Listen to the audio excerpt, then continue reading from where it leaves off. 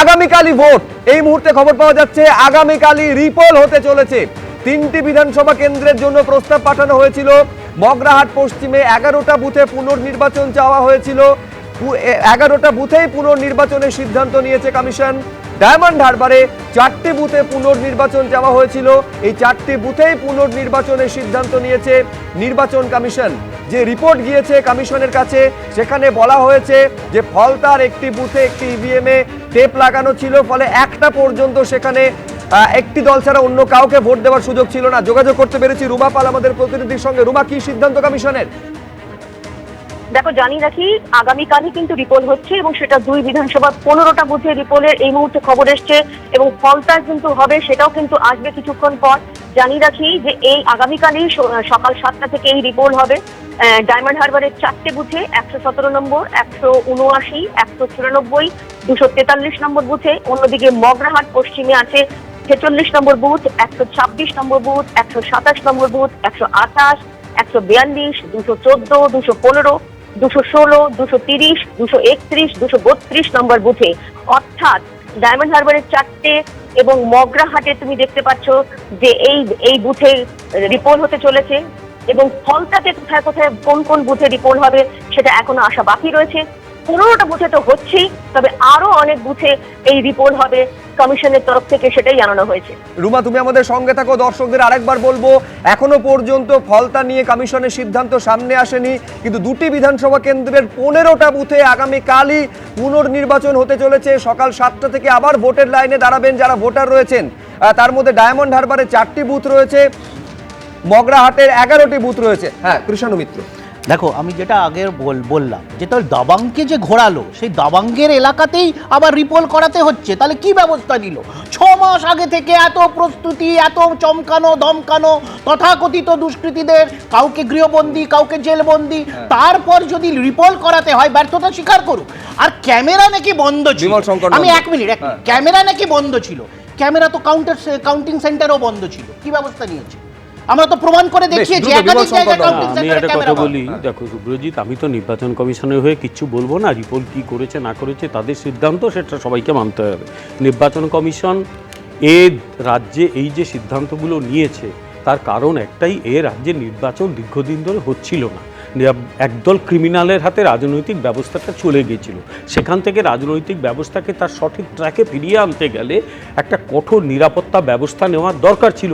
আমাদের দাবি ছিল সেটাই, যে আপনি মানুষকে, অন্তত আপনারা সাধারণ মানুষ যারা বৈধ ভোটার তাদের ভোট দেওয়ার ব্যবস্থা করুন। নির্বাচন কমিশন যার জন্য এই ব্যবস্থাগুলো নিয়েছে, এই যে এতগুলো, আমি একটা বিষয় চয়ন ভট্টাচার্যের কাছে আসতে চাইবো, সেটা হচ্ছে এই যে ফলতার একটা বুথে ইভিএম এ টেপ লাগানো ছিল, আচ্ছা ক্যামেরা একটা পর্যন্ত বন্ধ ছিল, তারপরে একটা পর্যন্ত সেখানে টেপ রিমুভড বলে কমিশনে জানানো হয় প্রিসাইডিং অফিসারের তরফে। ক্যামেরা বন্ধ ছিল একাধিক বুথে। আমি বলছি চয়নদা, এইটা যদি ক্যামেরা ওখানে বন্ধ থেকে থাকে, এ তো কমিশন প্রথমেই সিদ্ধান্ত নিয়েছিল যে কিছু সময় পর্যন্ত ক্যামেরা বন্ধ হলে সঙ্গে সঙ্গে সেখানে রিপোলের সিদ্ধান্ত নেওয়া হবে। তারপরেও সেখানে সন্ধ্যে 6টা পর্যন্ত পোল হলো এবং তারপর আজকে 2 দিন পরে গিয়ে এই রিপোলের সিদ্ধান্তটা নিতে হচ্ছে। এটাই হচ্ছে আমার প্রথম প্রশ্ন, যে এতক্ষণ সময় লাগলো কেন? 1টা অবধি বা 2টো অবধি যদি টেপ লাগানো থাকে, একটা দলকে ভোট দেওয়া যাচ্ছে না। শুধু তাই নয়, আপনাদের প্রতিনিধি জানালেন শুভ্র যে ওইখানে একটা দলকে ভোট দেওয়া যাচ্ছে নয়, একটা দল ছাড়া অন্য কোনো দলকে ভোট দেওয়া যাচ্ছে। বলছে একটা দলকেই, দলের বাটনটাই একমাত্র খোলা, বাকি সবগুলো বন্ধ। এটা এক। দ্বিতীয় হচ্ছে যে ওয়েবকাস্টিং যেটা, সেটা একটা নির্দিষ্ট সময় লিঙ্ক ফেল, এতক্ষণ লিঙ্ক ফেলটা থাকা অস্বাভাবিক। সিসিটিভি না ফুটেজ পাওয়াটা অস্বাভাবিক, সেটা নির্বাচন কমিশন বুঝলেন না। আমি প্রথম থেকেই বলেছিলাম যত গড় তত বর্ষাচ্ছে না, এবং ওখানে গিয়ে কায়দা সে সমঝা দেনা ইত্যাদি প্রভৃতি বলা। দাবাং আর পুষ্পার এই লড়াইয়ের মাঝখানে থেকে সাধারণ মানুষকে আবার লাইনে দাঁড়াতে হবে। আমার জেলায় এই ধরনের ঘটনা আমরা পরিষ্কার, ডায়মন্ড হারবার লোকসভা কেন্দ্রে ভোট হতো না ঠিক করে, এটা আমরা বহুদিন ধরে বলে আসছি। কিন্তু ঘটনা এটা যে সেটার সেই অস্বাভাবিকতাটাকে সযত্নে প্রশ্রয় অন্যভাবে দিয়ে দিল নির্বাচন কমিশন, এটা আমি অভিযোগ করছি। দ্বিতীয় যেটা, সেটা হচ্ছে পুনর্নির্বাচন হচ্ছে, আরেকটা ফলতার পুনর্নির্বাচন এত দেরি হচ্ছে কারণ সেই দাবাং পুষ্পার লড়াইয়ের জন্যই কি কোনো নিয়ন্ত্রণ থাকবে না বলেই কি? না দেখো, ফলতার আমার কিন্তু মনে হয় 10% বুথে যেহেতু পুনর্নির্বাচনের দাবি জানানো হয়েছে, আমার অ্যাসেসমেন্ট একটা ইলেকশন কমিশন হয়তো এই নির্বাচনটাই আপাতত স্থগিত রাখতে পারে, বা সমগ্র বিধানসভা নির্বাচনের অর্থাৎ ফলতা পুরো বিধানসভাটাতেই পুরো নির্বাচন করানোর সম্ভাবনা আছে, হয়তো সেই কনসিডারেশনটাই তারা করছেন। কি রেজাল্ট আসবে সেটা তো বলতে পারবো না, কিন্তু আমি সম্ভাবনার কথা বলছি যে হয়তো পুরো ফলতা বিধানসভা কেন্দ্রের পুনর্নির্বাচন হতে পারে, বা নির্বাচনটা আপাতত স্থগিত রাখতে পারে। ফলে যে কোনো সম্ভাবনার কথাও কিন্তু ভাবতে হবে। কিন্তু যে প্রশ্নটা আসছে যে প্রিসাইডিং অফিসার, তার মানে একাধিক প্রিসাইডিং অফিসার যারা ক্যামেরা বন্দি দেখলেন, যারা টেপ আটকানো দেখলেন, তারা তো মিনিটের মধ্যে SMS করে জানানোর কথা। তার মোবাইলটা রেজিস্টার্ড করা আছে ইলেকশন কমিশনের কাছে। আর যে সেক্টর অফিসার এই তত্ত্বাবধান করছেন, তিনি কি ভূমিকা পালন করছিলেন, মাইক্রো অবজারভার কি ভূমিকা পালন করছিলেন? ফলে আমি তোমায় বলছি এটা কেবলমাত্র মানে ডেফিনেটলি তৃণমূল কংগ্রেসের লাজ লজ্জার জায়গা থেকে বলতে হবে যে যারা ভোট লুট করে তারা আবারও ভোট লুট করে প্রমাণ করলো যে দাবাংয়ের থেকে পুষ্পা গুরুত্বপূর্ণ, পুষ্পা অনেক বেশি শক্তিশালী। কারণ পুষ্পা প্রমাণ করে দিল যে ভাই আমি ভোট লুট করতে পারি, দেখো এটা আমার সার্টিফিকেট। এ নিয়ে এটা লজ্জা হওয়ার কথা, কেন লজ্জা পাচ্ছে না কিষাণু, আমার কাছে অবাক। দ্বিতীয় যে বিষয়টা সেটা হলো যে প্রিসাইডিং অফিসাররা এর মধ্যে যুক্ত আছে, তারা যুক্ত থাকতে পারে, ভয়ে যুক্ত থাকতে পারে, ভয় ভীতি সন্ত্রস্ত হয়ে একটা পর্যন্ত খবর দেয়নি। এন্টার প্রিসাইডিং মানে অফিসার সমেত পোলিং অফিসারদেরকে ইমিডিয়েটলি সাসপেন্ড করা উচিত। আমি এখানে প্রদীপ চট্টোপাধ্যায়ের কাছে আসবো। আমি বলছি প্রদীপদা, ডায়মন্ড হারবারে 4টে, মগরাহাটে 11টা এবং সব থেকে বেশি ফলতাতে, যে ফলতায় একেবারে পরপর দাপিয়ে বেরিয়েছেন কার্যত অজয় পাল শর্মা, তারপরেও ফলতায় 30টা বুথে পুনর্নির্বাচনের একটা প্রস্তাব গিয়েছে। তারপর তো প্রশ্নটা ওঠে, তার মানে ফলতাকে তাহলে কমিশনের অগ্রাধিকারের তালিকায় ছিল না? না না, একেবারেই ছিল। তার কারণ হচ্ছে আমরা তো ফলতাতেই দেখেছিলাম যে দৈরথ পুলিশ মেশিনারি কাজ করলো না। আসলে হচ্ছে ফলতায় যে সন্ত্রাসের যে বাতাবরণ এতটাই গেড়ে বসেছে যে সেখানে এই মানে রক্তচক্ষু কেন্দ্রীয় বাহিনীকে এড়িয়েও কিছুভাবে হচ্ছে কি এখানে প্রভাব বিস্তার করা যেতে পারে, সেটা দেখা গেল। তবে একটা কথা বলবো যে পুনর্নির্বাচন যদি হয় সেটাকে কিন্তু সাধারণ মানুষ এই SIR প্রক্রিয়ার থেকে এই পুনর্নির্বাচন অবধি, SIR এর থেকে পুনর্নির্বাচন অবধি সাধারণ মানুষ কিন্তু সহযোগিতা করবে।